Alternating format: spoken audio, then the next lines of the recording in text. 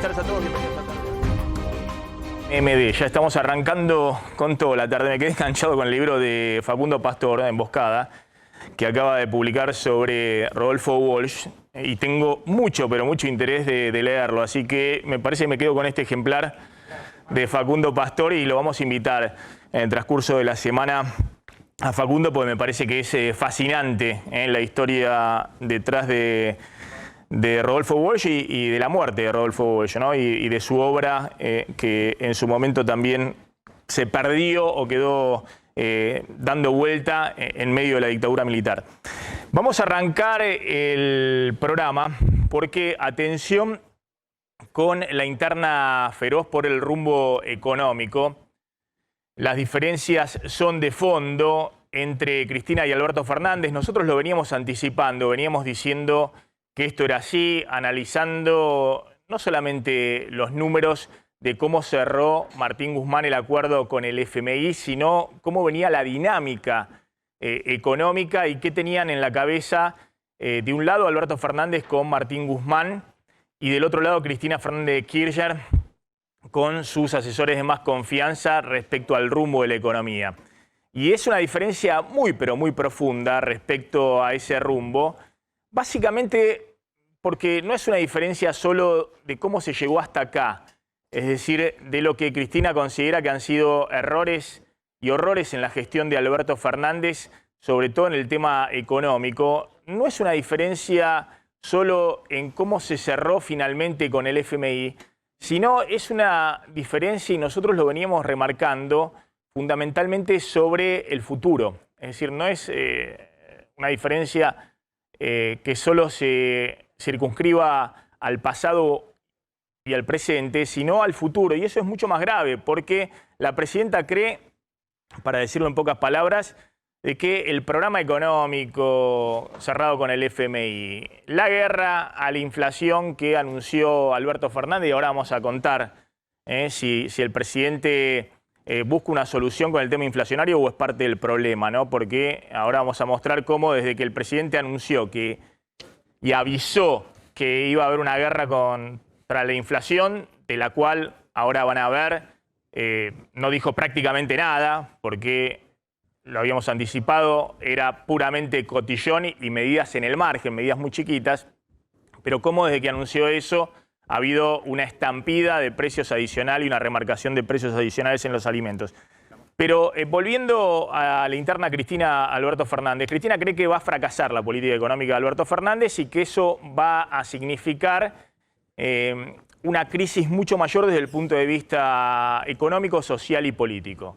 Desde el punto de vista electoral piensa que eso va a sellar el destino del Frente de Todos el año que viene con una derrota, pero en el cortísimo plazo piensa que lo que se vio con la marcha multitudinaria de la izquierda cuando estaban votando en diputados el acuerdo con el FMI es una especie de imagen del futuro, que eso se va a multiplicar, la calle se va a tensionar cada vez más y esas tensiones van a terminar en un desborde económico y social muy, pero muy complejo. Del otro lado está el presidente, que cree que de esta manera puede hacer pie, que la alternativa era el abismo, el caos, la crisis total, y considera que de esta manera puede reordenar mínimamente el escenario. Y el tema de fondo, ¿no? Si estas diferencias terminan en un enfrentamiento final o en un enfrentamiento total, sobre todo porque a Alberto Fernández le quedan 2 años de gestión y llegó claramente con el capital político de Cristina Fernández de Kirchner. Hay quienes le dicen que tiene que romper directamente, que tiene que marcar las diferencias y construir en base a lo que es el peronismo no kirchnerista, los gobernadores, la CGT, y sacarse encima a la Cámpora y a los colaboradores más cercanos o a los ministros incondicionales de Cristina.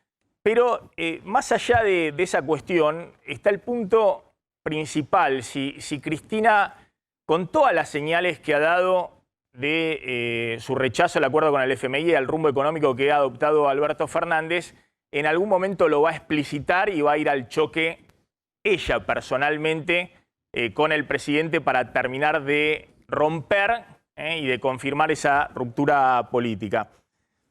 Me parece muy interesante lo que escribió ayer Horacio Berbisky en su sitio web, elcohetealaluna.com, porque me parece que refleja la visión de alguien que obviamente tiene acceso directo a Cristina Fernández de Kirchner y Alberto Fernández, que en algún momento ha actuado también de Celestino, ¿no? Cuando estaban, o en algún momento hay chisporroteos entre el presidente y la vicepresidenta.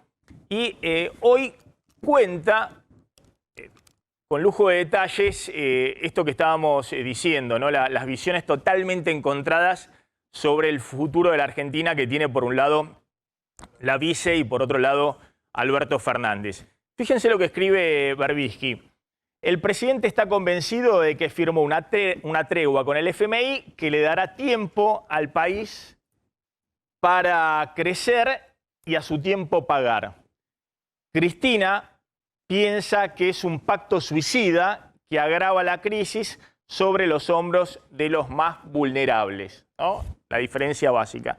Pero después agrega Horacio Berbisky en el día de ayer. E insisto, es interesante hoy más que nunca leerlo porque tiene línea directa con Cristina. Obviamente ha hablado en profundidad con Cristina sobre esto y obviamente, a diferencia de lo que ocurre con la vicepresidenta, que no le contesta los chats a Alberto Fernández, Berbisky le contesta los chats a Alberto Fernández.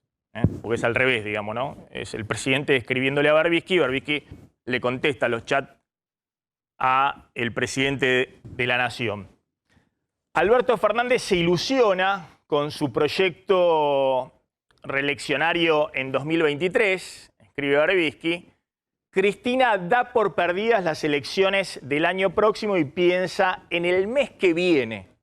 Insisto, acá no hay una discusión solo de lo que puede pasar electoralmente el año próximo, donde dice Berbisky que Cristina da por perdidas las elecciones del año próximo, sino la discusión principal es lo que puede pasar en el mes que viene o en los próximos meses. Nosotros contamos que el acuerdo con el fondo marca un desierto a transitar muy, pero muy complejo, sobre todo en el primer semestre de este año, y sobre todo con la aceleración y la estampida inflacionaria que ha ocurrido por el shock de oferta por la crisis en Ucrania, en alimentos y en energía, y que en el mejor de los casos, lo que plantea el acuerdo en el fondo es si uno puede transitar sin un desborde social y una crisis política mayor los próximos meses, con suerte, en el segundo semestre puede haber algún tipo de desaceleración de la inflación y algún tipo de reacomodamiento de las variables. Pero hay que transitar los próximos meses en los cuales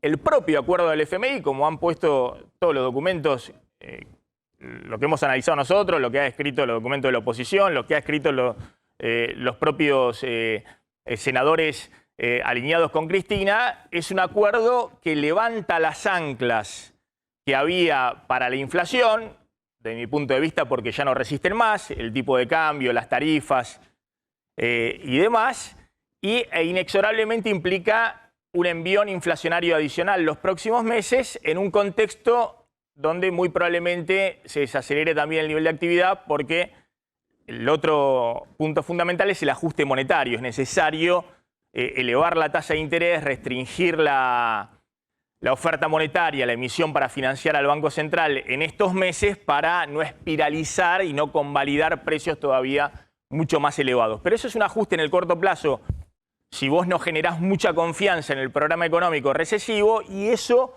hace crujir a la coalición de gobierno. Y lo que está haciendo Berbisky es poner en palabras estas dos diferencias fundamentales que tienen el presidente y su vicepresidenta. Yendo al mes que viene, ¿qué es lo que puede suceder? Fíjense lo que escribe Berbisky. Cristina supone que si sus vaticinios son certeros, Martín Guzmán volverá a la academia. Esto es algo que no solamente lo supone Cristina, sino que el resto de la coalición, Massa piensa lo mismo, Guzmán piensa lo mismo. Todos dicen, este vuelve a Columbia a dar las lectures con Stiglitz en el corazón de Manhattan, de Nueva York, una de las universidades más hermosas para poder estar ahí dictando clases. Y acá queda una situación terrible desde el punto de vista económico-social y para el oficialismo político.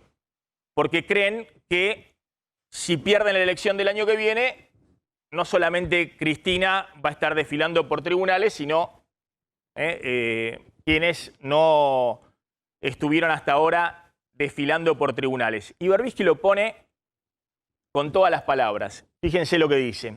Cristina supone que si sus vaticinios son certeros, Martín Guzmán volverá a la academia. Insisto, es el regreso obviamente más deseado. Matías Culfas encontrará empleo en una consultora, seguramente su propia consultora privada. Miguel Pelle, el presidente del Banco Central, que ahora vamos a contar, quiere subir fuerte la tasa de interés para anclar la demanda de pesos en este momento tan complejo y hay toda una discusión dentro del gobierno con esto. Miguel Pelle, el presidente del Banco Central, irá a un banco privado. Está diciendo Berbisky lo que piensa Cristina respecto a esto. Así que Miguel Pelle tiene una muy buena relación con el sistema financiero, irá a un banco privado. No es lo que piensa Berbisky. Berbisky dice es lo que supone Cristina, es lo que piensa Cristina de esto. Vilma Ibarra a un estudio jurídico o al departamento legal de una empresa, otra señal. Y acá hay pases, facturas muy grandes dentro del kirchnerismo respecto a la actuación de Alberto Fernández con la justicia. Alberto Fernández a la cátedra y a los paneles de televisión. Y esto fracasa. Obviamente el kirchnerismo sabe que Alberto Fernández era panelista exclusivo de TN antes de ser elegido por la vicepresidenta como candidato a presidente en el 2019. Esto es así. No había programa de TN donde Alberto Fernández analizara la realidad argentina desde su visión y seguramente, no sé si solo esa señal, desfilará por todos lados Alberto Fernández si deja la presidencia en el 2023. Pero esto es lo que piensa Cristina. Fíjense la gravedad del tema. Cristina está pasando la factura diciendo si perdemos la elección el año que viene, los funcionarios designados de Alberto Fernández, Martín Guzmán, Culfas, Vilma Ibarra, Miguel Pelle y el propio Alberto Fernández, en todo caso sacarán chapa y estarán desfilando por los programas de televisión, tendrán estudios o consultoría privada, empresas, bancos privados. Es lo que piensa Cristina del equipo y del propio Alberto Fernández.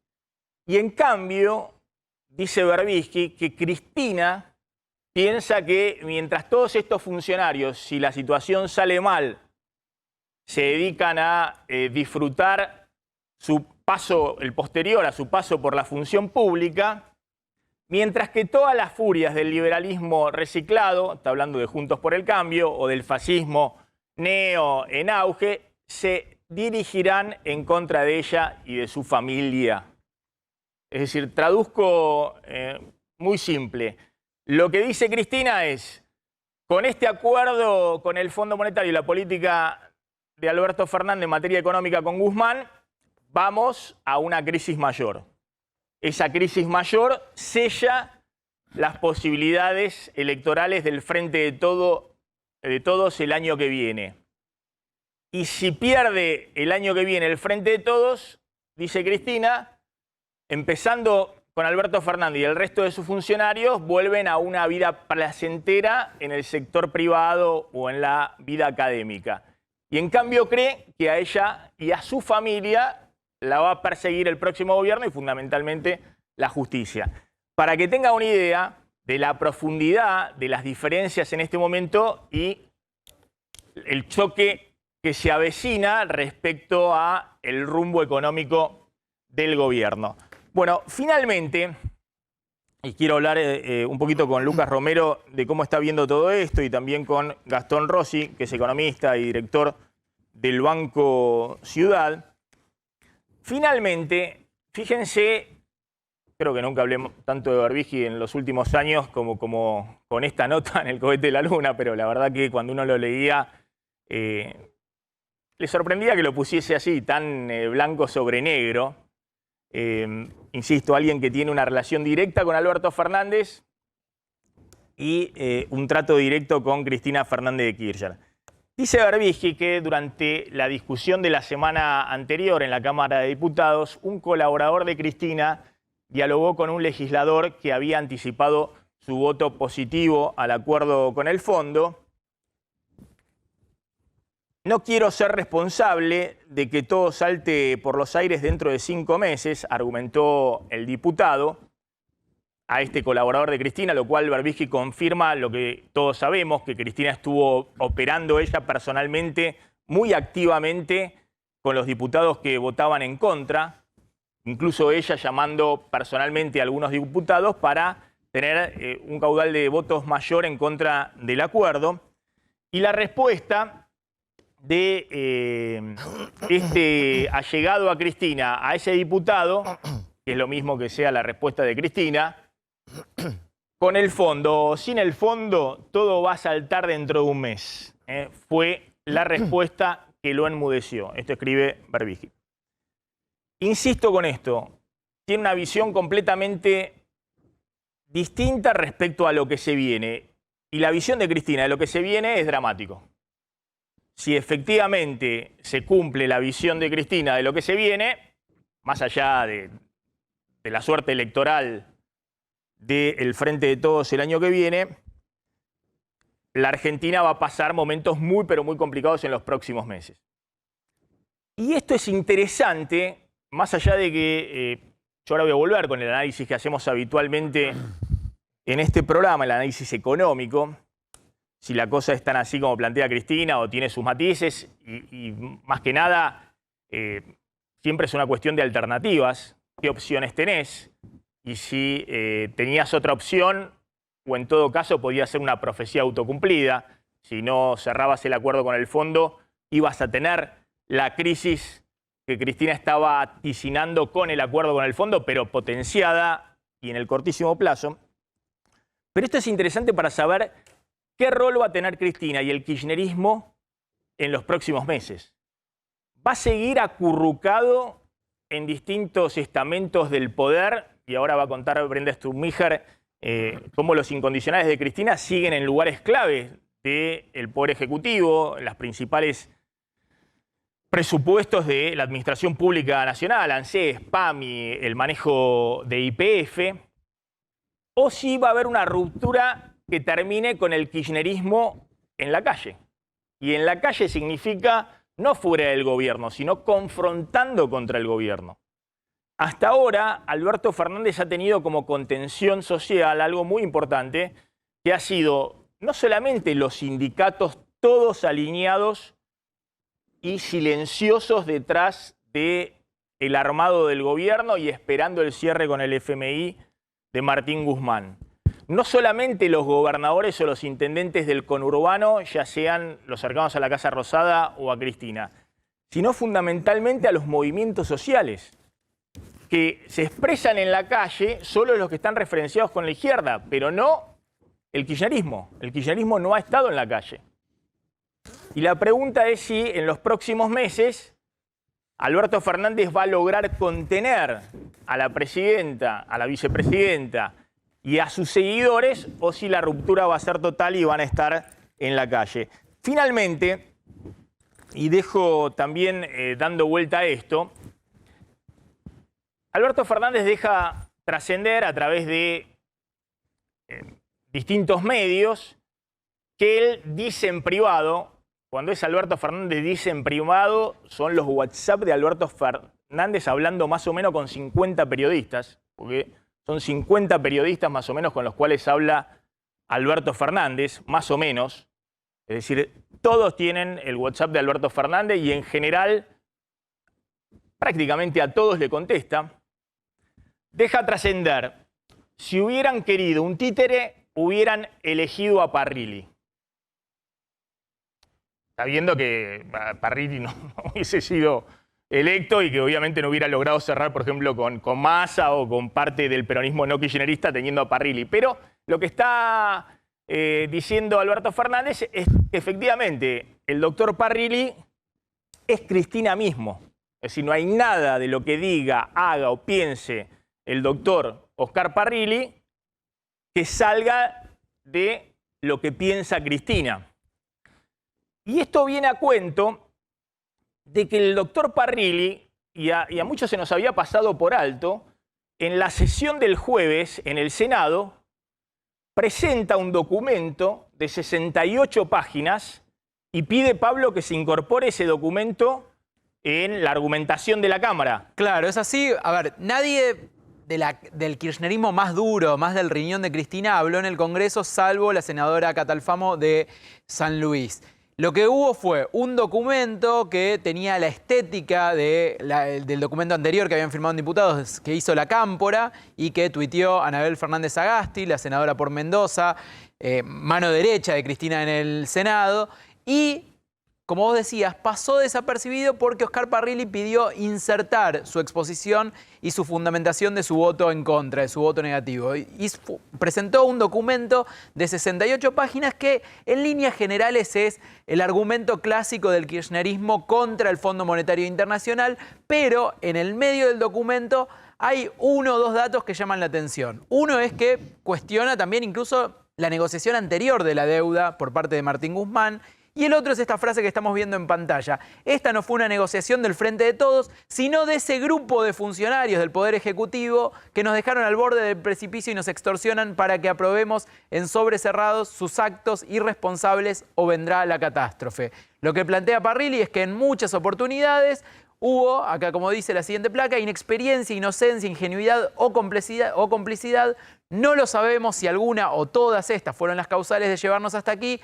Ojalá la historia lo pueda dilucidar. Lo que plantea es que en muchas ocasiones fueron cediendo, fueron retrocediendo y que finalmente llegaron a la sesión con la falsa opción de ¿es esto o la debacle total? Este es el planteo de Oscar Parrilli. La frase anterior. Que es muy importante aclarar, Maxi, para la gente. Oscar Parrilli prácticamente no habla por sí mismo. Oscar Parrilli es un vocero de Cristina Kirchner. En general, las exposiciones de Oscar Parrilli, los tweets de Oscar Parrilli, o en este caso, la inserción de sus argumentos de un voto, son lo que le baja a Cristina Kirchner. No suele cortarse de ninguna manera. No tiene ni matices con respecto a lo que opina Cristina. Yo le sacaría prácticamente.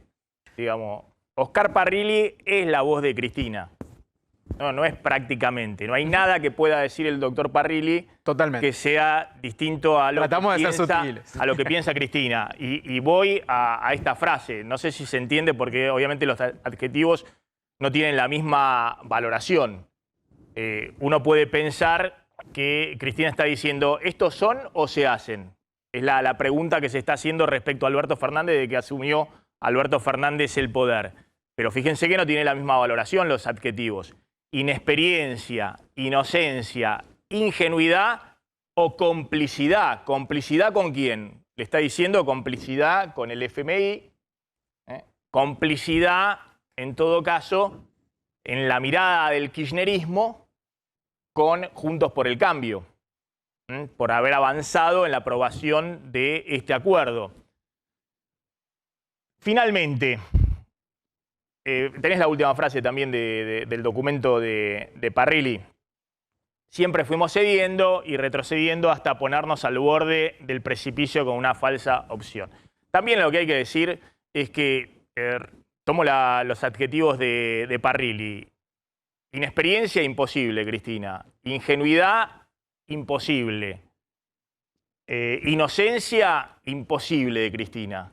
¿Cómo puede ser que la vicepresidenta pensara que las cosas que decía Martín Guzmán, de que iban a recortar la sobretasa, de que iban a ampliar los plazos, de que el déficit fiscal, el FMI se había flexibilizado y podía ser el 3,3% que había en el proyecto de presupuesto que envió Guzmán al Congreso? ¿Cómo puede ser que la vicepresidenta creyera todo eso? Porque ahora están diciendo algo que nosotros habíamos dicho hace rato, yo venía diciendo hace rato, que no solamente Cristina, sino que el resto del Frente de Todos planteaba: Guzmán nos mintió, Guzmán nos estafó a todos, nos dijo una cosa, que estaba cerrado de una manera el acuerdo en octubre, y pasamos el verano con las condiciones del FMI, llegando finalmente a lo que el FMI quería.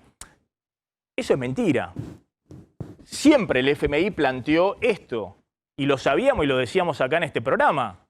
Lo planteaba, por ejemplo, Martín Redrado, que tiene una llegada directa a toda la línea del fondo, empezando por el director del hemisferio occidental. Y obviamente Redrado transmite eso no solamente a los principales funcionarios del Frente de Todos, sino a la propia Cristina. ¿Cómo puede ser que digan ahora que no sabían absolutamente cómo estaba cerrando Guzmán y que Guzmán es un mitómano que les mintió a cada uno, le dijo a cada uno lo que tenían para creer? Y que se sorprendieron finalmente cuando terminaron cerrando lo que cerraron con el FMI. Más allá de eso, veamos para adelante. ¿Qué puede pasar entre Cristina y Alberto Fernández en los próximos meses? ¿Puede haber ruptura? ¿Puede haber choque final o no? Y en un ratito va a contar Claudio Zlotnik lo que está pasando ahora. Hay una reunión importante con supermercadistas y con comerciantes del ministro de Producción, Matías Culfas, para ver qué hacen con los precios, porque ya la semana pasada hubo remarcaciones adicionales muy fuertes en alimento, después de que Alberto Fernández 4 días antes anunciara que se venía la guerra contra la inflación a partir del viernes pasado. Lucas, ¿cómo estás viendo este tablero político donde se fractura y una ruptura ya explícita, pero la pregunta es si esto puede seguir escalando o no? Sí, a ver, el deterioro del vínculo es elocuente. Permitime hacer complementar un poco esta información porque en el mismo portal, en el Cohete a la Luna, ayer el canciller publicó una columna de opinión, se titula Nos une la patria, y si uno lee entre líneas esa columna de opinión, lo que Cafiero le está diciendo a ese auditorio, probablemente esté pensado para decírselo a Cristina, es: si rompemos estaremos rompiendo el vínculo con la gente, no nos quejemos en público, apoyemos al presidente y pongamos primero la patria, después el movimiento, después el... Entonces, el deterioro del vínculo es claro. Ahora, es interesante la pregunta que vos te haces, es, bueno, ¿hacia dónde vamos? Porque los primeros 2 años tuvimos un gobierno que prácticamente no funcionó porque no se podía poner de acuerdo. ¿Podrá funcionar ahora estando en desacuerdo? Porque ya se tomó una decisión, la decisión no estuvo apoyada por el resto de los actores. Ahora, yo ahí no veo incentivos para la ruptura. Alberto Fernández no puede ir a romper con ese sector de la coalición y haciendo un paralelismo con lo que ocurrió en los tempranos 2000 cuando Kirchner rompe con Duhalde. Kirchner estaba montado, Néstor Kirchner, en una ola de popularidad y en un fuerte proceso de recuperación económica. Alberto Fernández está montado en una ola de impopularidad y con un fuerte proceso inflacionario. No están dadas las condiciones para que Alberto Fernández rompa una coalición que se debilitó en la elección de medio término y que sin el apoyo del kirchnerismo se cae a pedazos. Y tampoco tiene incentivo Cristina para romper. Porque si Cristina rompe la coalición, todo lo que sobrevenga después va a ser responsabilidad de la acción de romper, de haber debilitado. No quiere ser el Chacho Álvarez de esta época. Entonces, esto los pone casi en la necesidad de estar juntos. Pero la dificultad que tenemos ahora es que los incentivos están cruzados. Vos mismo lo destacabas en la nota de Berbisky. Cristina hace un pronóstico. Lo que tenemos ahora es una diferencia en los pronósticos.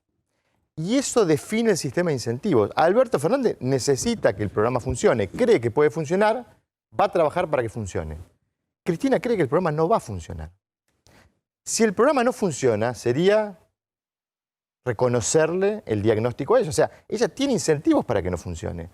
No estoy diciendo con esto que contribuya a que el programa no funcione, pero mi temor es que tengamos microepisodios como el que tuvimos con Darío Martínez la semana pasada. Es decir, que el kirchnerismo adentro entienda que tiene margen para seguir la negociación con el fondo en cada una de las revisiones. Entonces, no ajustemos más tarifas porque vamos a defender los intereses del pueblo. Y Federico Bernal, Federico Basualdo y todo el equipo económico empiezan a poner que haya cruces permanentes entre funcionarios y el propio presidente. Empieza a haber una puja en la implementación del programa. Porque además, Maxi, mirarlo también desde esta perspectiva. Si Cristina cree que este programa los va a hacer perder las elecciones de 2023, ¿cuál es el incentivo que tiene Cristina de dejarle parte del trabajo hecho a la oposición? De ir ajustándole el déficit, de ir ajustando las tarifas. Si vamos a ¿No tiene un perder. incentivo grande, Cristina, cuando vos hablabas de lo que dice Cafiero, la patria y demás, y el pueblo?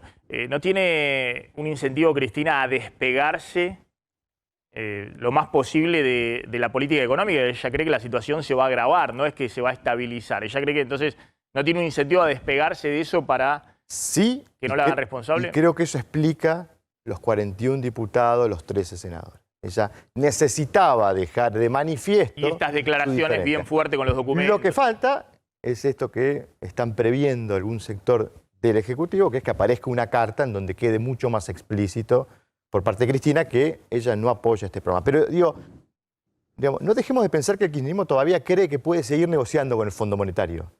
Porque cada revisión, el Fondo Monetario se va a ver obligado, si hay incumplimiento, a ver si otorga un waiver o no. O sea, hay un margen de negociación ahí. Entonces, y no nos olvidemos de las palabras de Cristina el 10 de diciembre del 2021, el fondo tumba presidentes. O sea, en esa lectura, el fondo a la hora de negociar un waiver se va a ver en la situación de que si no le entrega el waiver al gobierno, el gobierno se cae.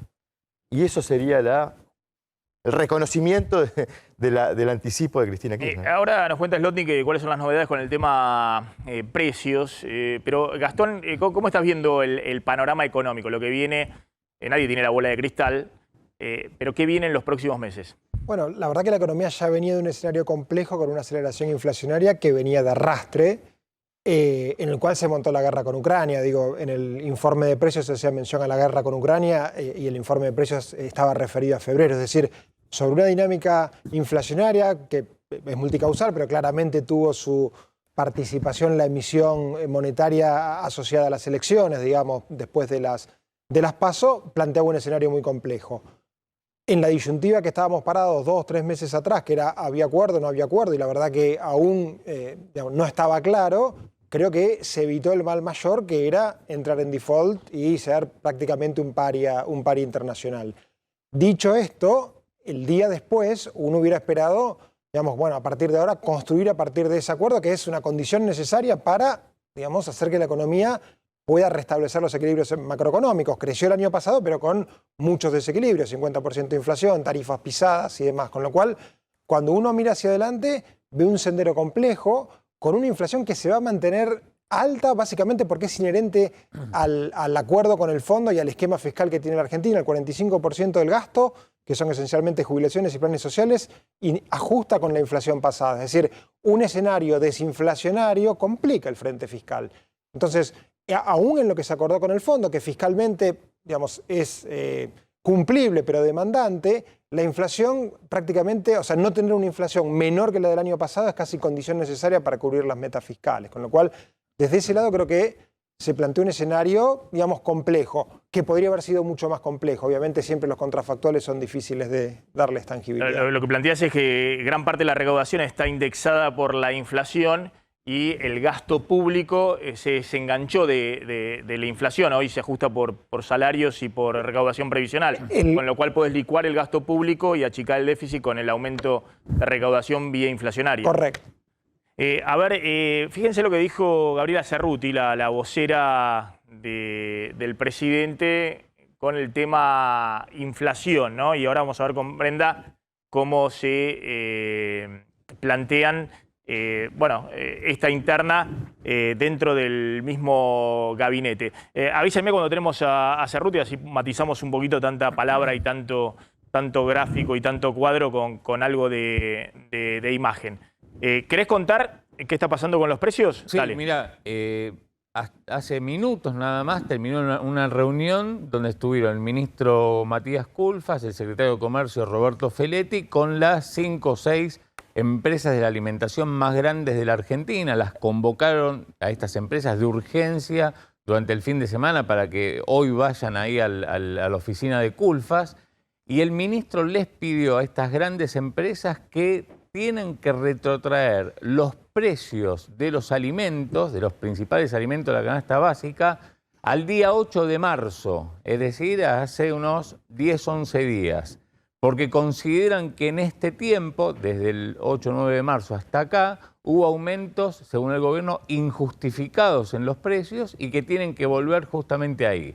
Como los empresarios, fue una reunión corta, muy tensa, duró 45 minutos, donde los empresarios le dicen, nosotros no podemos bajar los precios porque tienen que ver justamente con lo que ocurre internacionalmente a partir de la guerra en Ucrania. Se disparó el precio del trigo, de la harina a nivel internacional, todas las materias primas, nosotros lo venimos contando. Entonces, en lo que quedaron es que a partir de mañana habrá reuniones individuales entre el gobierno, entre Feletti y Culfas y las principales empresas para ver justamente cuáles son los precios que hay que bajar. El gobierno dice tienen que bajar todos y se agarra de estos aumentos que vamos a contar acá, de cuáles fueron esos incrementos desde el 8 de marzo hasta ahora.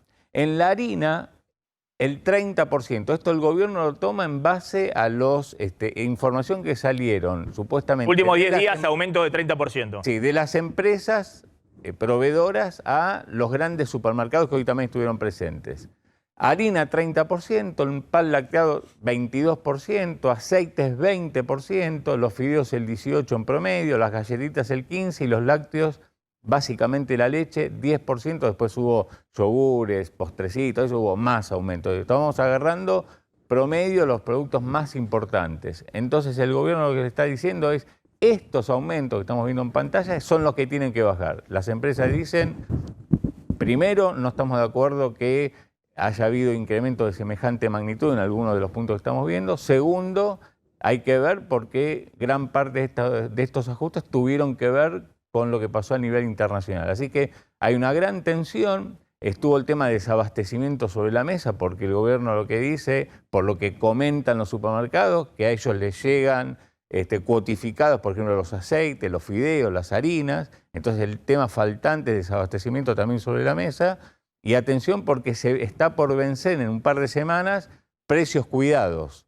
Y es de los productos que más faltan, porque la gente, claro, como esa diferencia entre precios cuidados y el resto cada vez es más grande, la gente entra al supermercado y se lleva precios cuidados. Comentaban los supermercadistas que desde que Alberto Fernández, creo que fue el martes, anuncia la guerra el viernes contra la inflación, que han sido, ya le hemos contado, y ahora vamos a ver cuáles son las medidas adicionales, medidas en el margen, muy pequeñas, siguieron las remarcaciones. Claro. Bueno, se dispararon a partir de que Alberto Fernández el martes pasado dice vamos a la guerra, y bueno, las empresas hasta el día de hoy, el azúcar, por ejemplo, que no está ahí, el azúcar hoy aumentó 10%. Meten más listados. Las Entonces, dos principales empresas azucareras hoy, esta mañana, aumentaron 10%, que no están ni siquiera... ¿Se entiende? Y la pregunta es si el presidente está buscando una solución o es parte del problema.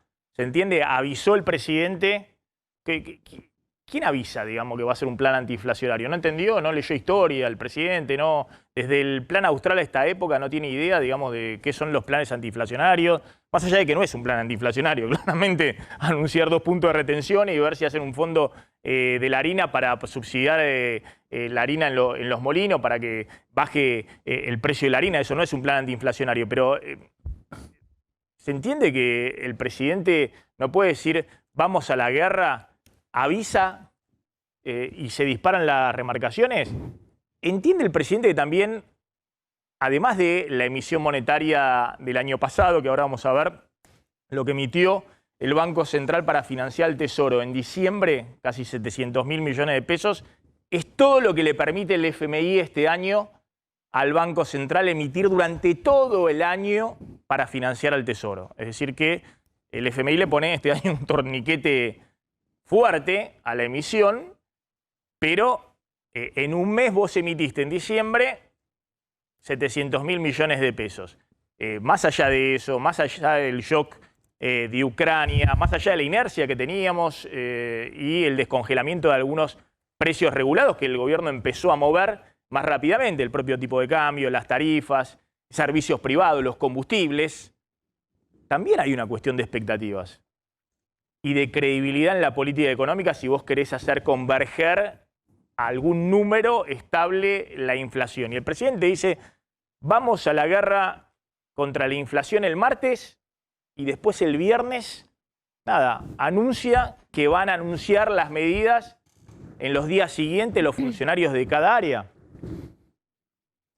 Y te agrego que además es muy probable que el gobierno sea consciente que el dato que va a dar el INDEC en un par de semanas correspondiente a la inflación de marzo va a ser aún mayor que el de febrero, con lo cual está haciendo un anuncio que en pocos días va a terminar en fracaso por no haber logrado un objetivo inmediato, cosa que también es difícil de lograr, ¿no? Yo creo que hay dos riesgos, Maxi. El programa con el fondo tiene, digamos, varios elementos de riesgo político, ¿no? Uno es el aumento de tarifas, lógicamente la necesidad de reducir subsidios le imprime al gobierno la necesidad de aumentarle tarifas, sobre todo a los sectores de mayores ingresos. El otro riesgo es esto que decía Gastón, ¿no? Si el programa cierra con más inflación, o por lo menos con la inflación del año pasado, y si es más mejor porque facilita el acceso a la meta fiscal, bueno, entonces no estará cerrando políticamente, porque los sectores más vulnerables a la inflación, los más castigados, son particularmente la propia base electoral del gobierno. Tuvimos en febrero, bueno, el 7,5 de alimentos a nivel nacional, el 8,6 en Gran Buenos Aires, y si le sacamos el componente de bebidas no alcohólicas, el dato de alimentos en el Gran Buenos Aires es de 9,1. La canasta básica alimentaria en la Ciudad de Buenos Aires aumentó en febrero más de 10%. A nivel nacional, 9%. Es insostenible desde el punto de vista político-electoral este castigo a la base electoral del gobierno. Meto el tema de lo que decíamos de la interna, Brenda. Bueno, los funcionarios que se alinean a un lado y al otro lado de la grieta dentro del Frente de Todos. Sí, los funcionarios que se alinean de un lado y del otro y los que también funcionan como independientes, como especies de líberos, porque esto también está claro, ¿no? Que hay funcionarios que no responden a un lado o al otro necesariamente. Por un lado tenemos a los funcionarios que están en la Casa Rosada, que responden a Alberto Fernández, que son de su riñón más cercano. Ahí estamos viendo en imágenes Santiago Cafiero, que solía tener sede de despacho en la Casa Rosada, pero después de que pasó a la Cancillería, no está en el Palacio San Martín, pero sigue teniendo un diálogo muy cercano con el presidente, siguen hablando todos los días, lo visita en Olivos, están muy cerca y sigue formando parte de la mesa política más chica del presidente. Por otro lado, Gabriela Cerruti, que empezó a tomar cada vez más relevancia en el último tiempo, es la portavoz del presidente, que la trajo hace 4 o 5 meses para ordenar un poco la comunicación, que después podremos decir si se terminó ordenando o no por los distintos anuncios, lo que mencionaba recién acá Romero, nuestro analista político, que digamos, planteaba que el presidente hizo un anuncio que en pocos días va a quedar diluido porque la inflación va a terminar teniendo el impacto de la guerra. Pero bueno, más allá de eso, una de la vocera más importante del presidente en este momento. Juan Zabaleta, el ministro de Desarrollo Social, exintendente, pata importante de Alberto Fernández en la provincia de Buenos Aires, que también es de permanente consulta y que es uno de los más duros, ¿no? Uno de los referentes cercanos a Alberto Fernández que plantea una posición más dura con respecto a cómo pararse frente a los embates del kirchnerismo. Bueno, ahí fue el ministro de Desarrollo Social. Y ahora y Gabriel Catopodis, estoy un poco ciega, sí, no lo llegaba a ver. Catopodis y Zabaleta, que son los dos exintendentes del Gran Buenos Aires que desde el primer minuto, digamos, estuvieron acompañando a Alberto Fernández, ¿no? Exacto. Incluso lo acompañaron también en la aventura con Randazzo, ¿no? En 2017, cuando fue Randazzo candidato a senador, por lo menos en la primera etapa en las PASO, tanto Catopodis como... confrontado, sobre todo Zabaleta, fuertemente con Cristina en su momento. Y con la Cámpora. Y con la Cámpora también, aunque ahora, si se quiere, son de los que tratan de un poquito de bajarle la temperatura al conflicto. Bueno, después los funcionarios del área económica y Vilma Ibarra, ¿no? Entre los incondicionales de Alberto Fernández. Vilma Ibarra, sobre todo, sí, es una de las más cercanas. De hecho, tiene el despacho en la Casa Rosada. Por debajo se ven todo el tiempo, están muy cerca. Y Vilma Ibarra responde directamente a Alberto, lo aconseja. Aunque fue una de las que el año pasado, cuando fue la crisis política más importante, que después de las PASO, ella fue la que le aconsejó, a diferencia de otros del riñón más cercano de Alberto, no romper porque no le convenía al presidente en ese momento romper. Bueno, más allá de que ella es incondicional, a veces tiene posturas más moderadas que no tienen que ver con una ruptura.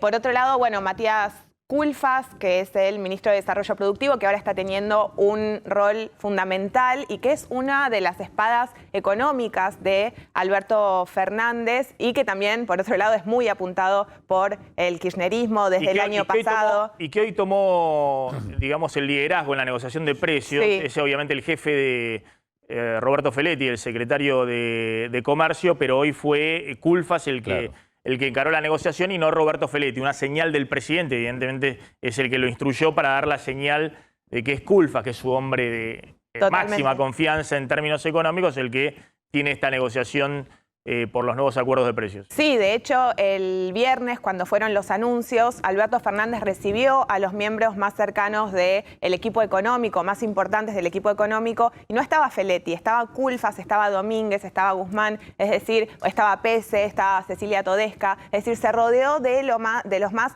cercanos del equipo económico y excluyó a otros que obviamente van a formar parte de las negociaciones con los sectores productivos en los próximos días, y hoy, como bien contaba Claudio, estuvo Feletti en la reunión y estuvo en el Consejo del Salario la semana pasada, pero fue una señal del presidente que se está rodeando de su círculo económico porque confía en que este plan económico tiene que salir, que este programa tiene que salir. Y por último, no haría ni falta mencionarlo, pero Martín Guzmán, el ministro de Economía, uno a ver, lo de los pongo en más estos importantes. términos. Poneme la placa anterior, digamos, porque ya han pasado varios años y ya los 12 años del kirchnerismo, de Pueblo, 4 años de Macri y demás.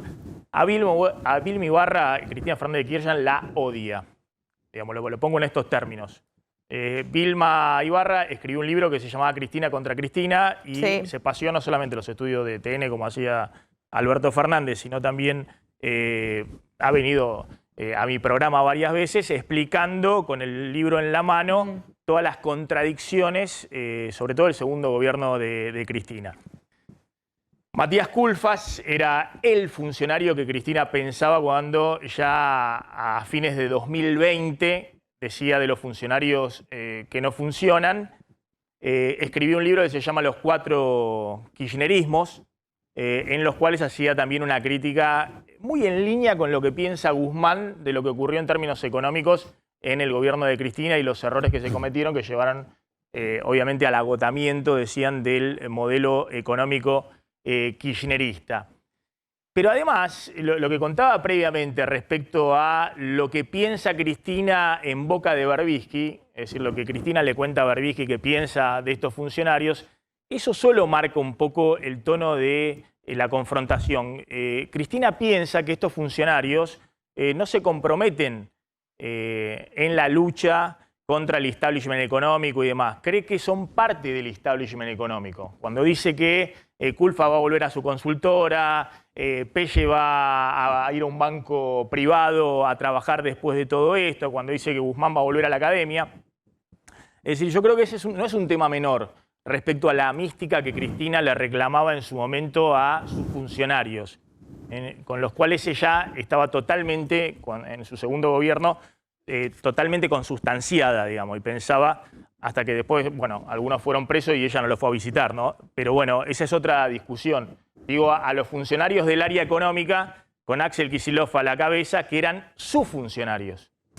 Y ella estaba totalmente en línea con esa idea, que eran funcionarios que enfrentaban al establishment económico, que iban a fondo y demás.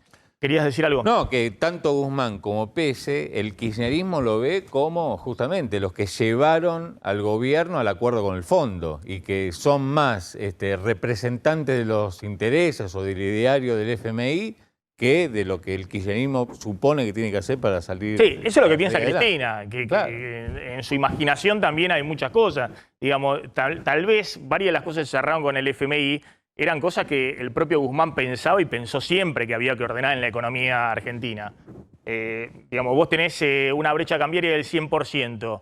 ¿Tenés margen para seguir emitiendo y no ponerte una piña de una devaluación adicional? Tenés un piso inflacionario del 50%. ¿Llega a haber una devaluación en este momento en la Argentina porque te quedaste sin dólar en el Banco Central o se te disparó la brecha? ¿La inflación a cuánto se va? ¿Es tolerable para la sociedad argentina 50% de inflación? Por lo visto sí. Arriba del 100% de inflación, ¿es tolerable? ¿puede continuar un gobierno como el de Alberto Fernández si se le llegan a disparar esas variables? ¿O estamos ante una asamblea legislativa y discutiendo quién es el próximo presidente antes de que se concluya el mandato constitucional? Bueno, todas esas discusiones, me parece muy simplistamente, el kirchnerismo la deja de lado y no las pone sobre la mesa de discusión. Perdóname, Brenda, completame un poco el tema de los funcionarios y ya vamos a hablar con uno de los actores en la mesa de negociación por el tema precios. Bien, pasamos a la siguiente placa donde vemos a el Chino Navarro, que es uno de los representantes más importantes del movimiento Evita que preside Emilio Pérsico. Él también tiene despacho en la Casa Rosada, está como secretario de Relaciones Parlamentarias. Si bien se dedica al vínculo de la relación con el Congreso, con el Parlamento, en realidad su rol en la Casa Rosada y en el gobierno, en la coalición de gobierno, tiene más que ver con su liderazgo en los movimientos sociales, que es la pata de apoyo en la calle de Alberto Fernández. Como decías antes, Maxi, que tiene la Cámpora una presencia muy importante en la calle y hay que ver si salen o no. Bueno, el brazo en la calle de Alberto Fernández es el apoyo en los movimientos sociales, por eso este es uno de los funcionarios y asesores más relevantes en la agenda del presidente. Si bien han tenido ¿Por qué le dice Berbisky el movimiento Carolina al movimiento Evita por Carolina Stanley? Porque recibían la negociación en el Ministerio de Desarrollo Social en la época de Macri, eran los que Berbisky. Cristina considera que negociaron todo con el macrismo para recibir más planes sociales como condición de desactivar la calle. Claro, el macrismo se basó justamente en los fondos que le daba a los movimientos sociales para mantener la calle tranquila, y el kirchnerismo le reprocha eso a los movimientos sociales de esa época. Ojo, en esa mesa también estaba Grabois, ¿no? Y que a Grabois lo protegen ahora. Digamos. Sí, es una relación tirante. Hay una relación tirante, también tener en cuenta esto que te decía antes, Movimiento Evita también participó del intento de armado de peronismo por fuera del kirchnerismo en 2017. Sí, tal cual. Bueno, seguimos con Gustavo Vélez, a la izquierda, es uno de los referentes, uno de los más cercanos al presidente, es el secretario de Asuntos Estratégicos, clave en la relación con Estados Unidos, con la Agenda Verde también, que es algo que por ahí no nos parece tan relevante, pero sí es muy relevante en la relación internacional, y que, de nuevo, como la mayor parte, y como bien decías, Maxi, de estos funcionarios, tuvo una historia de distancias y conflictos y cruces con el kirchnerismo y con Cristina Kirchner. Bueno, Alberto Fernández lo incorporó desde el 2019 a su gobierno y está claro que la relación con Cristina Kirchner, digamos, no se frecuentan, no hablan, al igual que, por ejemplo, en el caso de Vilma Ibarra. Seguimos con Victoria Tolosa Paz, primera candidata a diputada en la lista del año pasado a diputada por la provincia de Buenos Aires, que hoy está en la Cámara de Diputados, pero también teniendo un rol de articulación en la provincia de Buenos Aires. Ella es referente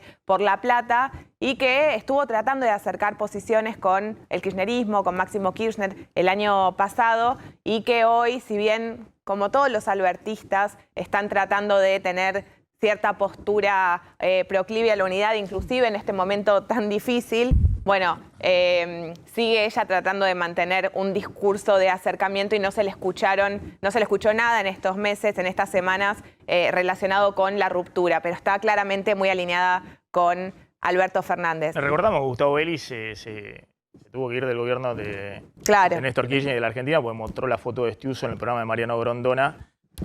Y bueno, evidentemente en ese momento no recibió el aval de Néstor Kirchner. Y se exilió en Estados Unidos, donde estuvo trabajando en organismos internacionales. Hay un sector del albertismo que es anti-kirchnerista. Claro. Esto es lo que hay que entender. Hay un sector que hoy le dice al presidente directamente rompe. No digo que sea Vélez, que siempre es un hombre digamos, muy sosegado, muy tranquilo, que busca tender puentes con la Casa Rosada y la Embajada, con la Casa Rosada y Washington, digamos, distintos tipos de puentes.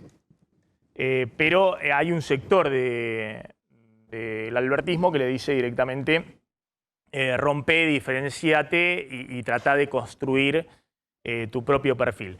Bueno, y finalmente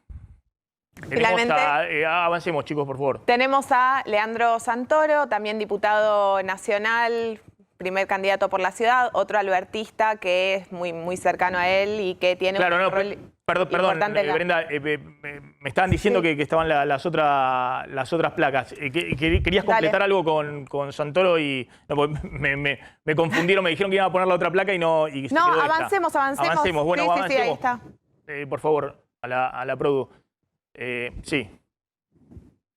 Bien, bueno, acá tenemos, digamos, el otro lado, a los funcionarios que responden a Cristina Kirchner, que han tenido igual diferentes posturas, que no es que son, por ejemplo, como Parrilli, ¿no? Se separan porque son justamente funcionarios y están en el gobierno. No, son ministros. Son ministros, claro, son funcionarios, tienen un rol importante institucional, entonces sus declaraciones no son tan fuertes como, por ejemplo, las de Parrilli u otros legisladores, senadores que pueden tener otro tipo de planteos. Dicho esto, está claro que están alineados más en el ala de Cristina Kirchner, empezando por Guado de Pedro, que es un dirigente de la Cámpora muy importante, muy cercano a Máximo Kirchner y a Cristina Kirchner. De hecho, sus acciones responden en general, siempre podemos decir, a algo consensuado con Cristina y Máximo Kirchner, pero que también está embarcado en un plan presidencial o en un plan para la gobernación de la provincia de Buenos Aires. Eso no está del todo claro,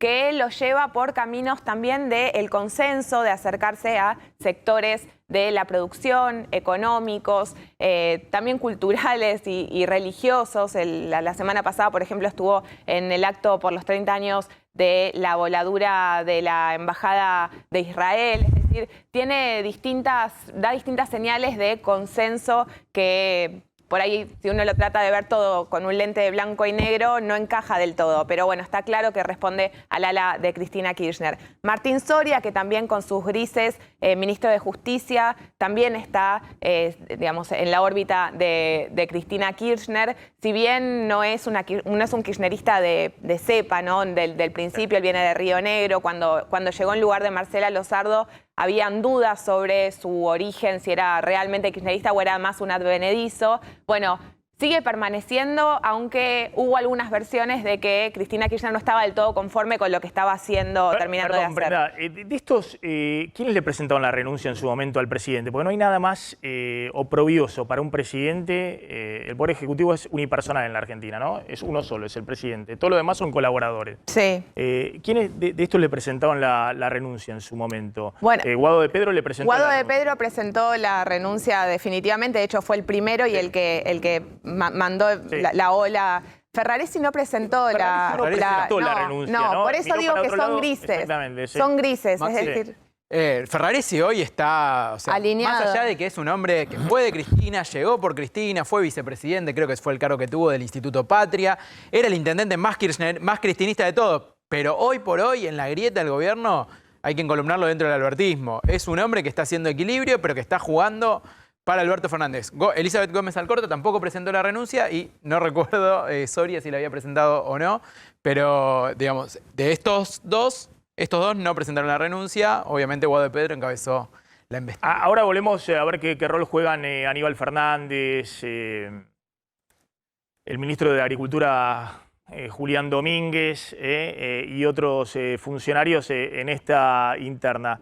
Está Sabore, que es presidente de la Cámara de Almaceneros y Autoservicios, y que no fue convocado, tengo entendido, a esta reunión de Culfa, Feletti y los supermercadistas. Sabore, bueno, ¿cómo está la situación de los precios? ¿Sigue habiendo listados con remarcaciones importantes que le llegan a los comercios minoristas?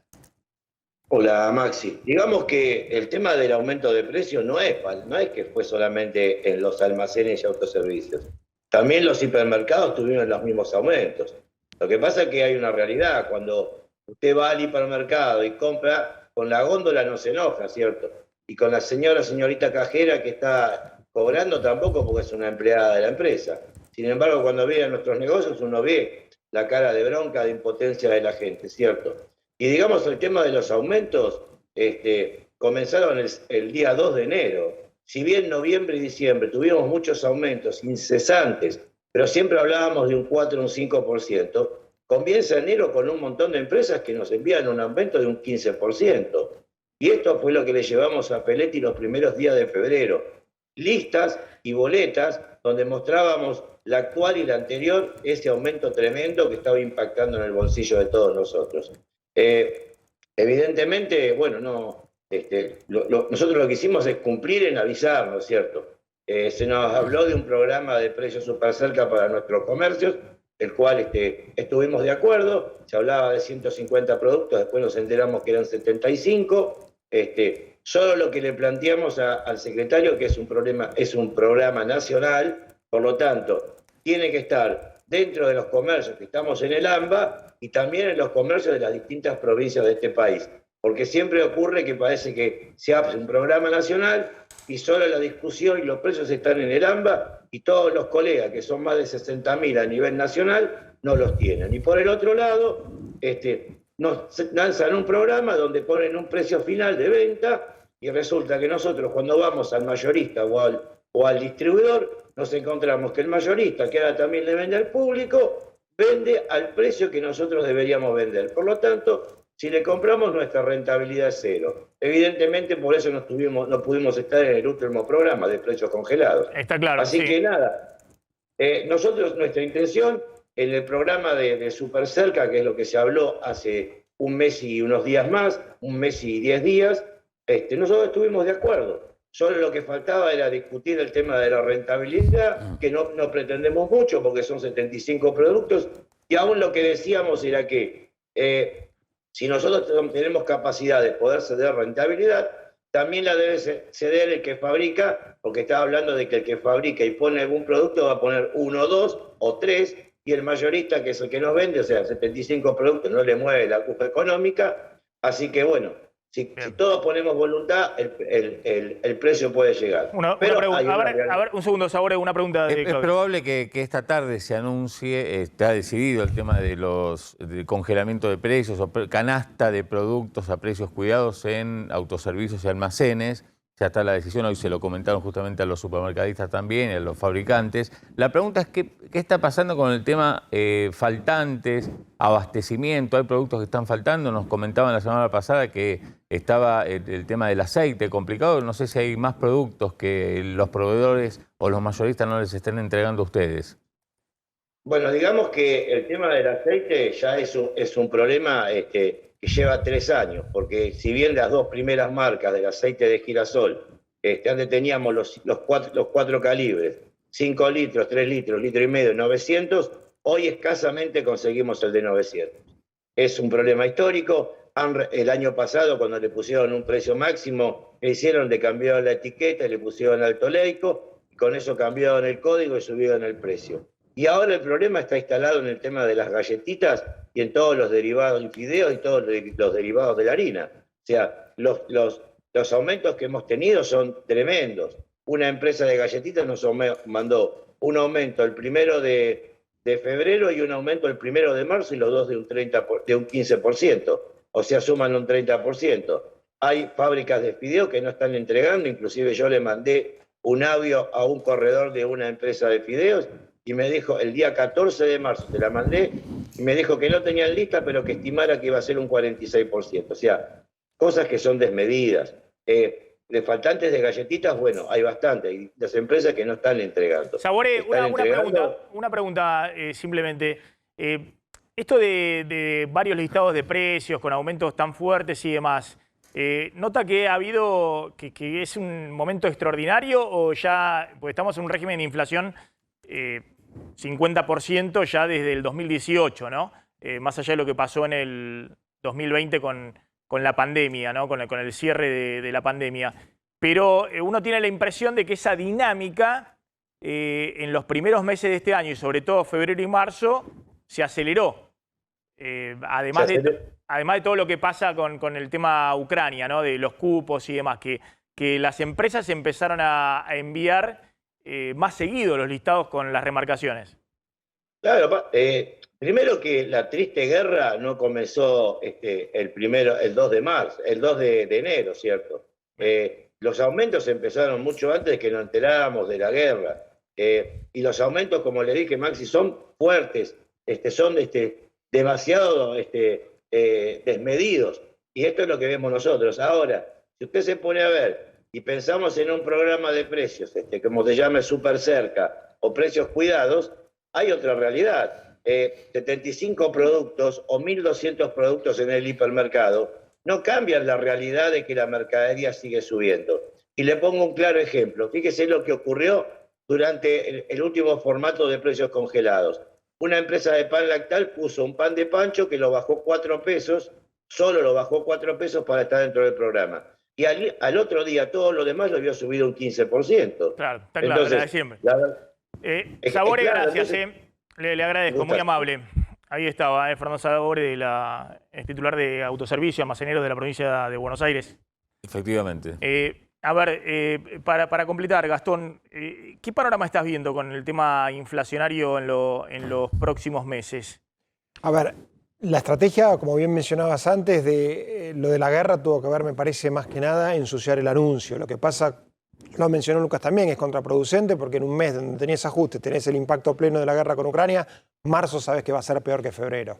Con lo cual, en los primeros meses del año y en los próximos, la situación va a ser compleja. Uno esperaría, para atender este escenario, algún efecto con respecto a las tasas de interés y, como mencionaste vos también, digamos, contener el margen de emisión porque está contemplado en el fondo. O sea, el déficit que antes se financiaba esencialmente con emisión monetaria va a tener que cambiar el mix y va a tener que tener un componente mucho mayor de deuda interna, digamos. Con lo cual, desde ese lado, serían dos cuestiones, tema tasa de interés y tema emisión de deuda para contener la emisión, que debería colaborar. El problema es que tenés los precios reprimidos, algunos de los cuales todavía están pendientes. Tarifas es muy poco lo que subió, tiene que subir más, incluso para estar por debajo de lo acordado con el fondo. Es decir, son muchos los desafíos. Creo igual, digo, para mirarlo un poco en perspectiva y salir la dinámica de corto, hace falta un plan antiinflacionario integral. O sea, es contraproducente hacer el anuncio, las empresas remarcan preventivamente y cuando llega el momento del anuncio es prácticamente un no anuncio. Entonces, esa dinámica cuesta, digamos, ante ese escenario visualizar que la inflación contenga. Como dije antes, yo creo que el propio acuerdo con el fondo hace que la inflación tenga que estar este año entre 50 y 60. Ahora, por encima de 60, como mencionabas antes, empezás a correr riesgos de tensión social y de espiralización. Digo, ya es entrar en otro sendero inflacionario. Con lo cual, desde ese lado, creo que el gobierno debería tomar cartas rápido en el asunto. ¿Y vos ves una desaceleración del consumo y del nivel de actividad? Pues los precios se han adelantado mucho en este primer trimestre a todos los ingresos fijos, a la mayoría de los salarios, a las jubilaciones. El gobierno pensaba que el aumento del 12,2% de aumento de las jubilaciones le iba a significar una recomposición para los jubilados este primer trimestre y han quedado de nuevo abajo de la inflación, en especial en el Gran Buenos Aires, la UH, es decir, todos los ingresos fijos. ¿Vos ahí ves que inexorablemente hay un componente de desaceleración del nivel de actividad en los próximos meses? Sí, es prematuro todavía porque hay pocos datos de lo que es a febrero. Los indicadores de avance que empezamos a ver en febrero muestran cierta desaceleración. Obviamente venís de un crecimiento del 10%, dicho sea de paso, nadie preveía semejante crecimiento el año pasado, lo cual fue una buena noticia. El problema es que te quedaste sin nafta, de la misma forma que tenés pocas reservas, tenés que administrar las importaciones desde todos los lados, es como que se le está haciendo tacle a la dinámica de la actividad. Te agrego el salario, digo, en la medida que no se implementen las paritarias, si haya demoras, si haya ajustes parciales, también el salario registrado va a estar corriendo por detrás de la inflación, porque estos meses, cuando tenés la aceleración, es cuando mayor es la pérdida del poder adquisitivo. De hecho, si vos mirabas el último trimestre del año pasado, hubo una leve, pero recuperación del salario real. Bueno, esto se revirtió, con lo cual es de esperar que en febrero y marzo la actividad económica desacelere. Gastón, gracias, muy Muchísimas amable. gracias. Como siempre, vamos con Fabián Rubino, que está en Entre Ríos. Tengo entendido que hay un tractorazo ahí. Fabián, ¿cómo estás? ¿Cómo te va, Maxi? Buenas tardes. Bueno, el conflicto ya está declarado, el campo otra vez sale a la ruta. Parece ser el comienzo de un conflicto a raíz de las primeras medidas que adoptó el gobierno. El fin de semana participábamos de ello. El ministro de Agricultura, Domínguez, habló de la suba de las retenciones para el aceite y la harina de soja y esto ha ocasionado que los entrerrianos, el sector del campo de Entre Ríos, se movilice nuevamente y hoy van a realizar un acto en Gualeguaychú. Nosotros estamos en Ceibas, estamos a 160 kilómetros de Buenos Aires, vamos a recorrer 53 kilómetros hacia Gualeguaychú y un tractorazo nos va a esperar allí, donde otra vez a la vera de la ruta entonces va a encontrar al sector del campo reclamando contra las subas de las retenciones. Justamente nos encontramos aquí con Alfredo De Angelis, también está Sergio Doval, quien es el titular de la Sociedad Rural de Gualeguaychú. ¿Cómo le va, De Angelis? ¿Qué dice? ¿Qué tal? Buenas tardes, ¿cómo andan ustedes? Bien, otra vez se repite la historia. Sí, y acá en Ceiba, mirá vos.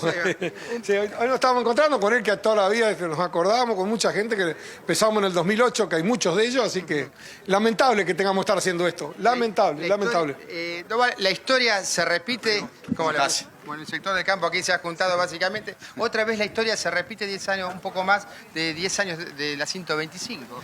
Sí, y estamos acá con una persona que fue protagonista, digamos, muy fuerte y muy marcado en ese momento.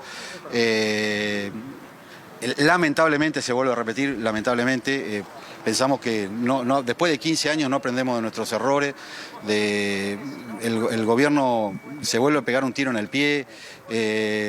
Hoy recordaba un concepto de los tantos que dijo el presidente Fernández antes de asumir la presidencia, que había charlado con su gran amigo Pepe Mujica, y le decía que no se peleara nunca con la gente del campo. Lo primero que hizo fue pelearse con la gente del campo. A poco que asumió, incrementó todas las retenciones. Pasaron ya 2 años y medio de su gobierno, lo cual aparentemente reaccionó ahora que la inflación era un problema, y que sigue peleándose con el campo. Y yo me lo imagino al Pepe Mujica diciéndole: Alberto, ¿qué hiciste? Porque realmente es vergonzosa la actitud que está teniendo. Maxi, aquí el senador De Angelis te está escuchando, a ver si se colocan los auriculares y pueden dialogar con vos. Hola, Maxi. ¿Qué tal, De Angelis? ¿Cómo anda? No, simplemente... El otro. A ver, pues no termino de... Hola, Maxi. Sí, ¿me escucha ahí? Para que aguardame un segundito que se le ha desenganchado al hombre el auricular. Bueno, de a poquito, Alfredo, bueno. A ver, lo colocamos de nuevo. A ver, colóquense los auriculares. Los dos, por favor. Ahí está. Hola, Maxi. Sí, ¿cómo anda, De Angelis? Mucho gusto. Bueno, no termino de entender, porque Julián Domínguez, a diferencia de lo que pensaba el resto del gobierno, convence al presidente de que no aumente las retenciones ni del trigo, ni del maíz, ni de la soja, ni del girasol, ni de la carne, ni de la leche en polvo. Es decir, que las retenciones no aumentan. Y solo aumenta 2 puntos en el caso de la harina y el aceite de soja, que era un diferencial que había respecto al poroto, que Alberto Fernández lo había quitado en el 2020. Y que en su momento la sociedad rural se abrió, digamos, del Consejo Agroindustrial, diciendo que era un beneficio para las cerealeras o para los molinos o para las aceiteras, que era estar beneficiándolos a ellos en detrimento de los productores. Por eso no entiendo ahora la protesta, porque uno tiene la impresión de que el gobierno trató de no meterse en un conflicto con el campo, justamente no subiendo las retenciones más allá de estos 2 puntos que impactan directamente sobre las cerealeras. A ver, Maxi, cualquier aumento de impuesto, el campo está alerta, porque si hubiese querido igualarlo, hubiese tenido que bajar las retenciones a los exportadores. Y lo único que hizo fue aumentar. Entonces, ¿qué dice el campo? Así como aumentan las retenciones a la industria o a la exportación, digamos a la harina o al aceite, nos pueden aumentar a nosotros. Aparte, el hilo se corta por lo más delgado. A ver, esto va a repercutir en los precios primarios de los productores. Está bien. Hola. Está bien, pero usted dice que las cerealeras, esos 400 millones de dólares que están cediendo de ingresos, se los van a trasladar en menor precio al productor. Pero por supuesto, no hay duda de eso. A ver, nosotros no somos formadores de precios. Entonces esto va a venir a los productores. Si hubiera querido ayudar a los productores, hubiese tenido que bajar, en vez de subir esas 2, hubiera bajado las retenciones. Entonces, a ver, hay mucha desconfianza de parte de los productores, hay mucha desconfianza. Y esta movilización dice: no, más impuestos, basta de impuestos. Porque aparte que venimos siendo el pato de la boda de hace muchísimos años, el sector agropecuario. Entonces dice, no, ¿por qué no ajustamos de otro lado? No, vamos al sector de la producción. Mirá, la mesa agroindustrial tuvo 2 años llevándole propuestas para producir más, para exportar más, para generar más trabajo y para dar valor agregado. En esos 2 años todavía están esperando, que no ha tomado ninguna medida. No, está bien, está bien. Simplemente quería una aclaración, porque, insisto, el escenario argentino lleva a que el kirchnerismo diga que Julián Domínguez, el ministro de Agricultura, está cooptado por las entidades rurales que tienen en el Ministerio de Agricultura a gente de CRA y de otras entidades rurales, y que por eso no tocó las retenciones a todos estos cereales que mencionaba anteriormente, más la carne, más la leche en polvo. Y por otro lado, bueno, lo que usted está planteando, por eso quería tratar de aclarar un poco el panorama. Yo entiendo la desconfianza del sector con el gobierno, porque efectivamente el gobierno no da reglas claras, un día va para un lado, otro día va para el otro. Pero en este caso uno tiene la impresión de que Domínguez desactivó un potencial conflicto mucho mayor con el campo. Así es, Maxi, nosotros estamos desconfiando que sigan poniendo más impuestos, sigan aumentando los impuestos y ya, entonces dicen, no, tenemos que movilizar y decir al gobierno, no, nosotros no queremos más impuestos. Y esta es una de las medidas que se están tomando como se han tomado en otras partes de otras provincias. Bien, gracias De Angeli, muy amable, ¿eh? Como siempre. Ahí estaba el senador nacional gracias a ustedes por todo, gracias. de Juntos por el Cambio y dirigente agropecuario. Marca un poco los límites que tiene para manejarse el gobierno. Yo decía que el fondo en el tema de retenciones es el primero que dice subí todas las retenciones. De hecho, es lo que le hicieron hacer a Macri apenas se cerró el acuerdo con el fondo en el 2018. Pero claramente el gobierno no tiene ningún margen político.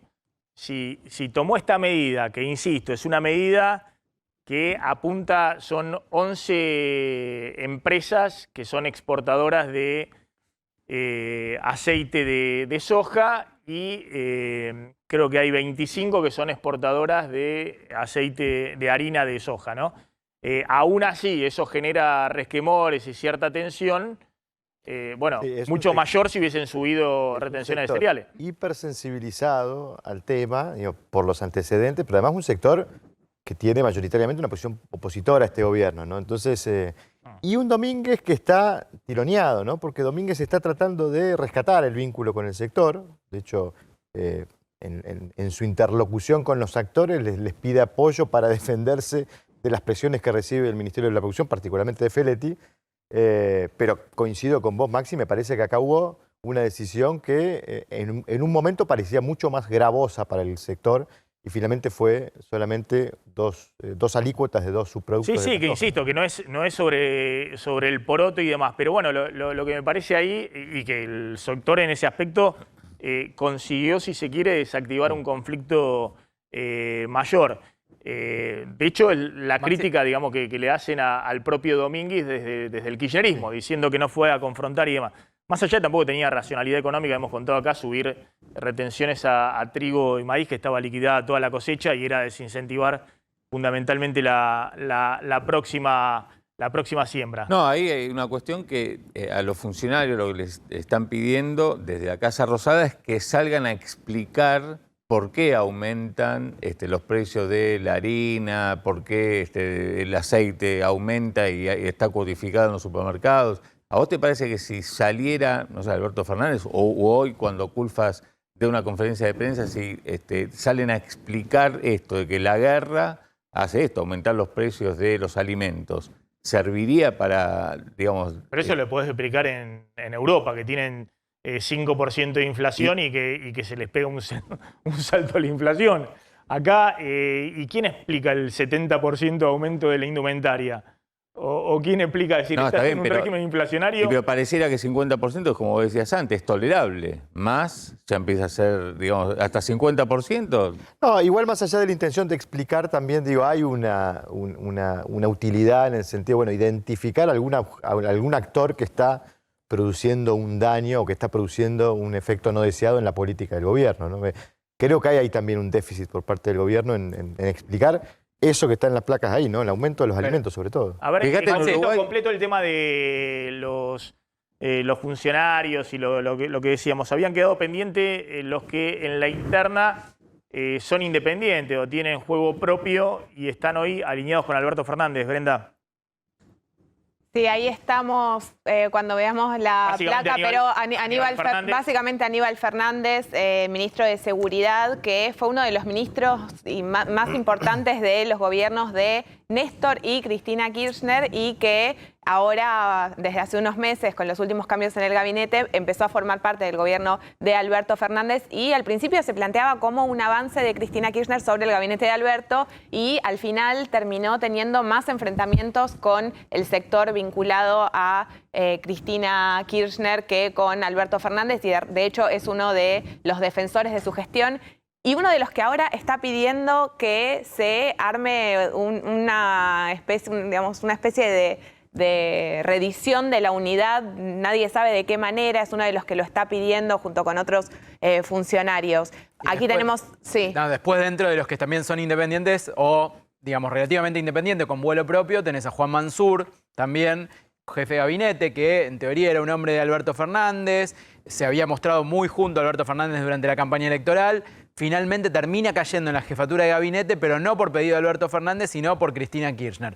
De todos modos, a Mansur en el kirchnerismo también piensan que ya cumplió su ciclo y que debería haber un movimiento de piezas, no por culpa de Mansur, a quien defienden, sino por culpa de Alberto Fernández, que le puso un pie en la cabeza. Y el otro funcionario que también está ahí en el medio haciendo equilibrio es Julián Domínguez, ¿sí? Que Julián Domínguez, lo veíamos recién, haciendo equilibrio, planteando, por ejemplo, el tema de las retenciones y presentándolo como medida propia, pero también sabiendo que tiene que hacer un cierto equilibrio con el kirchnerismo, al cual no critica, por lo menos en público. Y después lo que queda que sería los que son los de Cristina Kirchner. Sí, un pequeño detalle sobre Mansur, que estaba rumoreándose que podría llegar a salir del gabinete después de que se cerrara el acuerdo con el fondo. Él tiene sus propias ambiciones presidenciales que todavía no las dejó de lado. Bueno, por eso es un líbero, ¿no? Que apoya la reelección de Alberto, pero al mismo tiempo tiene sus propias ambiciones y eso se va a ver con el tiempo. Discúlpame un segundo, Brenda, ahora completamos. Estos son los incondicionales de Cristina. Estábamos hablando recién de los independientes, de Mansur, de Aníbal Fernández, de Julián Domínguez, que se alinean con Alberto. Pero en un ratito vamos a hablar de los incondicionales de Cristina, sobre todo porque están en puestos clave de organismos que manejan un presupuesto muy, muy importante dentro de la Administración Pública Nacional. Y la pregunta es si Cristina va a levantar esas fichas que tiene puestas en la Administración Pública Nacional. Vamos al tema Ucrania. Flor, ¿qué es lo que tenés en términos de novedades? Bueno, veníamos contando la semana pasada que ya no se trata de un acercamiento a los alrededores de Kiev desde Rusia, sino que ya es directamente adentro de Kiev. Bueno, en ese marco, 8 muertos se reportó que hubo por el bombardeo de Rusia al nuevo shopping. Le llaman nuevo porque en realidad se armó antes de la pandemia y casi que no fue estrenado. Esto en el noroeste de Kiev. Retroville es el nombre de este shopping y lo que se vio fueron cadáveres de hombres con equipamiento militar, por lo que se supone que eran soldados que estaban durmiendo en ese lugar, que estaban custodiando también la zona. Quedó destruido el edificio, ahí lo vemos, que tenía 250 locales, un gran complejo comercial con cines, con pileta. Día 26 hoy de la guerra estamos viviendo esta situación. El gobierno ucraniano está denunciando además el traslado ilegal, dice, de niños del Donbass a Rusia. Dicen que son delitos cometidos por ocupantes rusos contra civiles. Es una forma de verlo. Obviamente Rusia dicen lo contrario. También Ucrania le pidió ayuda a China. Mientras Putin se enoja con las declaraciones de Biden, que le contábamos la semana pasada, lo señalan como criminal de guerra, pero Zelensky dice que quiere negociar con Rusia. De esto también hablamos de la semana pasada, de que hay una intención de Zelensky, por lo menos pública, de sentarse a negociar con Putin, algo que por ahora no parece estar en los planes de Putin. Y a esto se suma que un tribunal de Moscú prohíbe Facebook e Instagram y está declarando a Meta, o sea, la empresa que contiene a Facebook y a Instagram, como organización extremista. Ya venían prohibidas Facebook e Instagram en Rusia, pero ahora se da este fallo. En ese marco se vino el segundo vuelo humanitario por Enrique Piñeiro, lo está comandando él, lo dirige este piloto y cineasta que tiene como misión salir de Varsovia, de Polonia, y desde ahí trasladar a 220 refugiados de la guerra, sobre todo mujeres, niños, ancianos, y llevarlos a centros de refugiados en Italia. ¿Te acordás que la semana pasada ya había hecho lo mismo con un vuelo hacia España? Ya salió el vuelo desde Ezeiza y tiene la idea también de que en algún momento vengan refugiados a la Argentina, que ya contamos que hay una visa humanitaria que ha creado la Cancillería Argentina y que los recibiría entonces más tiempo con esta visa de lo que estas visas habitualmente se dan en el país. Es un personaje, Enrique, vamos a ver si podemos hablar con él. Vive en España, tiene ese avión, es de él mismo, propio, claro. Lo pilotea. Desde su ONG. Exactamente, y está haciendo esta tarea para ayudar a los refugiados. Está Yulia Piora, que es ucraniana, obviamente profesora de castellano, y está en Kiev. Gracias por atendernos, Yulia, muy amable. Gracias a ustedes. Lo que te pregunto es, ¿cómo está la situación en este momento en Kiev? Esta última noticia de un bombardeo que alcanzó a un shopping, ¿es así? ¿Un centro comercial ahí mismo en Kiev? Sí, es el centro comercial en Kiev y no es el primer ataque aéreo, no es el primer bombardeo que hace daño a la infraestructura de mi ciudad. Este centro comercial está en la zona residencial, donde hay muchas casas, como podéis ver, muchos edificios residenciales. Esta zona está alejada del centro donde vivo yo, por eso por la noche oí solo una explosión, no muy fuerte, porque repito que está lejos de mi casa, y después de las noticias supe que un misil de crucero dañó por completo, arrasó, podemos decir, este edificio. Bien, a ver... Yulia, te consulto, ¿qué es en este momento lo que les está faltando? ¿Qué pasa con el abastecimiento de alimentos, de medicamentos, de productos? La ciudad de Kiev vive una vida normal, si es posible decirlo en estas condiciones, pero si comparamos la situación de la capital con la situación de Kharkiv, bombardeada totalmente, de Mariupol, que está sitiada y donde la gente sufre la catástrofe humanitaria, donde no tienen nada, ni luz, ni agua, ni comida, nada. Entonces, en Kiev vivimos como en un paraíso porque todo funciona, los servicios comunales funcionan, los supermercados están abiertos, las farmacias también, podemos comprar todo lo que necesitamos, todos los alimentos, es decir, tenemos la electricidad, tenemos internet, por eso yo puedo conectarme con ustedes y hablar, ¿sí? Pues en Kiev la situación está bajo el control, agradecemos mucho a nuestro ejército que nos está protegiendo y a nuestras autoridades de la ciudad, municipales, que nos están abasteciendo con todo lo necesario. ¿Y vos por qué todavía seguís ahí? ¿Por qué no te trasladaste a otro lugar? ¿Querés quedarte ahí? Sí, yo quiero quedarme en mi ciudad, es mi tierra. ¿Por qué yo tengo que irme o abandonar mi tierra? Yo estoy en mi casa, en todos los sentidos de esta palabra, y además yo estoy muy segura porque nuestro ejército de verdad está haciendo muy bien su trabajo, está luchando perfectamente bien, y hoy es el día 26 de la guerra. Y las tropas enemigas durante estos días, ya más de 3 semanas, no pudieron acercarse a la ciudad, no pudieron entrar. Es decir, lo único que pueden hacer, lo único con que pueden dañarnos son los bombardeos. Sí, de los bombardeos, claro que viene una amenaza fuerte para la población, porque los rusos, en este caso, las tropas rusas y Putin como el presidente de este estado de verdad se comportan como los terroristas porque están cometiendo los crímenes de guerra atacando a la población civil. No atacan la infraestructura militar como lo trataban de presentar al principio, ¿sí? de la guerra.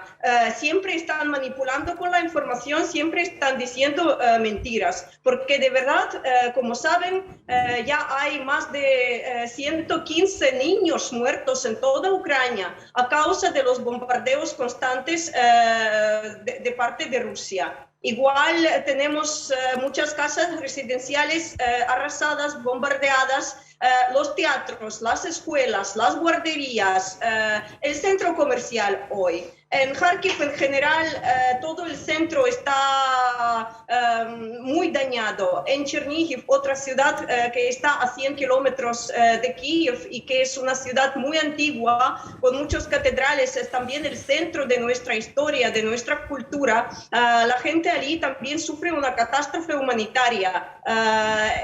Son crímenes de la guerra y la ONU ya se expresó muy claramente, ¿sí? al respecto de esto. Pero como vemos, las decisiones o resoluciones de la ONU no importan mucho a Putin, por desgracia. Yulia, te hago una última pregunta. ¿Es Yulia o Julia? Julia. Julia, bueno, gracias, porque acá me ponen Yulia, me dicen Yulia. Es importante conservar los nombres en estos momentos de tanta tragedia y de tanta tensión. Julia, simplemente una pregunta. Vos estás en una ciudad que es, no sé, similar en población a Buenos Aires, 3 millones de habitantes. Y vos decís, bueno, es como un paraíso porque tenemos internet, agua potable, luz, gas. Pero claro, en cualquier momento puede caer un misil. Cuando suenan las sirenas, todos van a los centros de evacuación, a los búnker, o hay mucha gente que se queda directamente en sus casas y ruega que no caiga el bombardeo.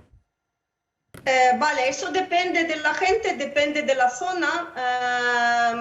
Mucha gente de verdad baja a los búnkeres.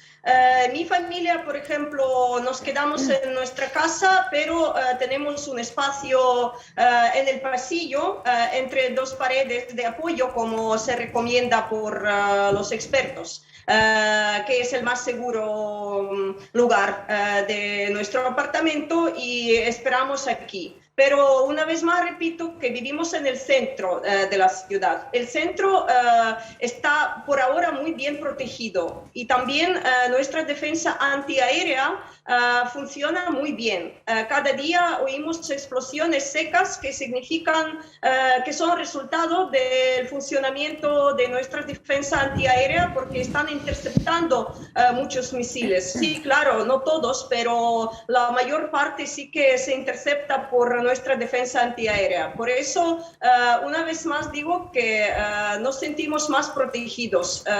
Claro que hay amenaza. Nadie puede estar seguro completamente, pero es la decisión y la elección de cada vecino de mi ciudad. El búnker más cercano a mi casa, por ejemplo, es la estación del metro y hay que ir andando unos 5 o 7 minutos. Por eso nosotros decidimos quedarnos en casa, nos parece más adecuado en nuestra situación. Pero muchas personas bajan a los búnkers. Julia, muchas gracias y mucha suerte. Ahí muy amable por habernos atendido. Gracias a ustedes. Gracias. Bueno, vamos volando a una tanda. Cuando volvamos tenemos más información. Tenés, Flor, el tema de los barbijos, que hay toda una discusión ahora también hasta política respecto a los barbijos. Y tenemos también más información económica. Claro, por ejemplo, ¿qué hacer cuando la inflación se dispara, como está ocurriendo ahora? Si te sube algunos pesos, ¿cómo invertirlo, digamos, para no perder frente a la inflación? Bueno, y ahora vamos a contar qué está pasando con el dólar en este momento. Está a 203 pesos el paralelo, es un peso más que el último viernes. También están para arriba los demás alternativos, el contado con liqui, cerca otra vez de los 200 pesos. y el trigo en el mercado internacional en este momento está subiendo 7%, después de varios días de cierta calma en el mercado. Claro, esto de viene Chicago, al ritmo de las versiones respecto a si hay una tregua en Ucrania o no, y si había algún acercamiento diplomático, y ahora parece que eso nuevamente está quedando lejos. Tanda, ya volvemos. Coordinemos los temas de Vinokur, de Brenda Strumiger, de Flor Halfon y de Slotnick. Ahora voy a ir a esos temas, pero está Adrián Sack en Estados Unidos para completar novedades sobre Ucrania. Adrián, ¿cómo andás?